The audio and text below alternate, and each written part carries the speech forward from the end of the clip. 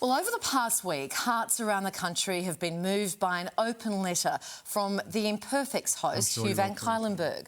The podcaster shared his experience as a parent to a neurodivergent child, his words igniting a powerful conversation. Most people will not understand this yet, but the pain of being a parent to an autistic child is not the child, it's the world.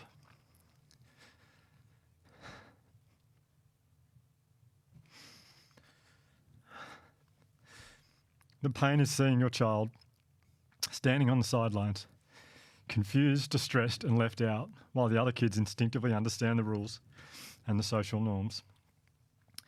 It's watching the world overwhelm them and then holding them through yet another meltdown, knowing they don't want to feel this way, knowing that they're feeling a deep sense of shame, but their body and mind is overwhelmed and out of control.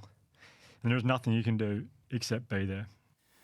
Very powerful. The clip has now been viewed more than 2 million times and attracted thousands and thousands of comments from parents saying they feel seen for the very first time. Hugh Van Cuylenburg joins us now from Melbourne. Hi, mate. Nice to see you. Hi, Hugh. Yeah, nice to see you both. Just two things before we start. I've just realised I am wearing the exact same clothes I wore in the interview in the exact same seat, so this looks strange.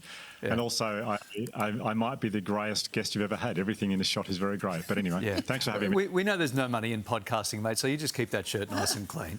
Now, Buddy, the response has been nothing short of incredible. Did you expect this reaction when you sat down at the microphone that day? No, but I was the most nervous I've ever been before doing an episode. We've been doing this for 6 years, so I think maybe deep down perhaps I did maybe subconsciously have a feeling that it would reach a lot of people who desperately needed to hear it. So I don't know how to answer that question. I'm surprised, but I guess the more I think about it, maybe not. What is it about the timing now? Because I know you and your wife sat with this for some time until you felt comfortable sharing it. But what was it that made you want to share now, Hugh?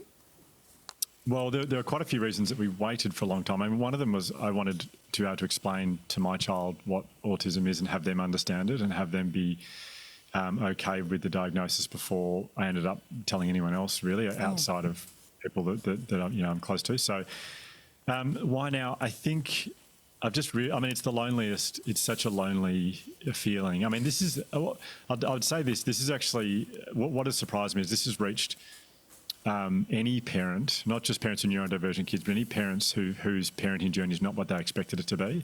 And I think every time I spoke to another parent, which is pretty rarely in this situation, but every time I spoke to another parent who was going through what we're going through and they shared their story, I felt so much less alone, and I just felt so much comfort in that. And I felt, well, if I'm getting comfort from one person sharing their story, I wonder if I could maybe share our story in a way that protects the child's identity but also helps people to feel less seen. And I think that's really what it was. Yeah, I mean, as you say, so many parents can relate to this, and it's then the ripple effect, isn't it, on your relationships. You spoke on the stress it's had on your marriage. How hard has it been to prioritise that?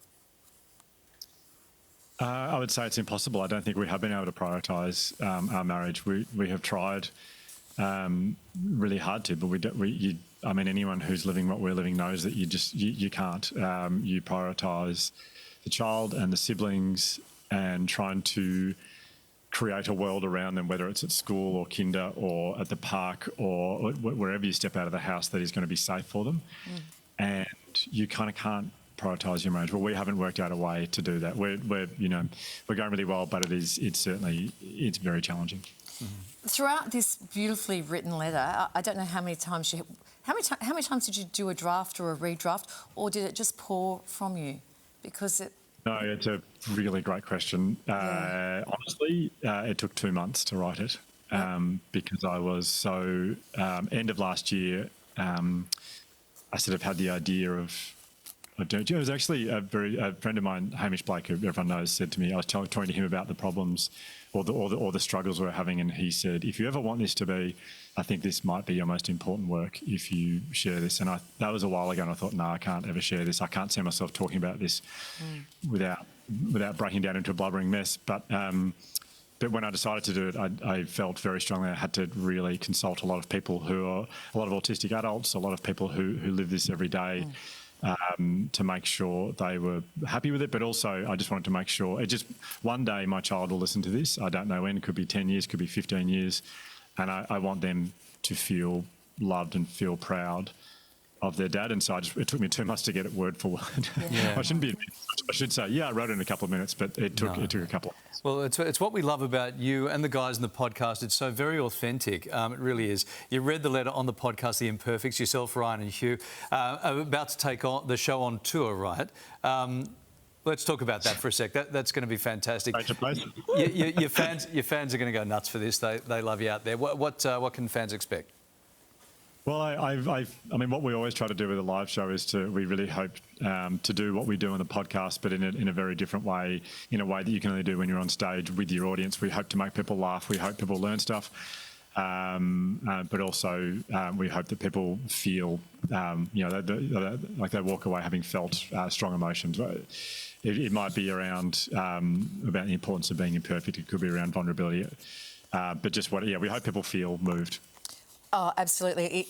In that open letter, there was grief and there was pride and there was fear. There were all the words, but I think the word you used overwhelmingly was love. That came through in absolute buckets, and that's what people love about your messaging. Thank you so much for sharing with us today. We really appreciate it. Thanks for having me, guys. Thank you. Good to see you, mate. To see the Imperfects live on their Together Again tour, just head to livenation.com.au.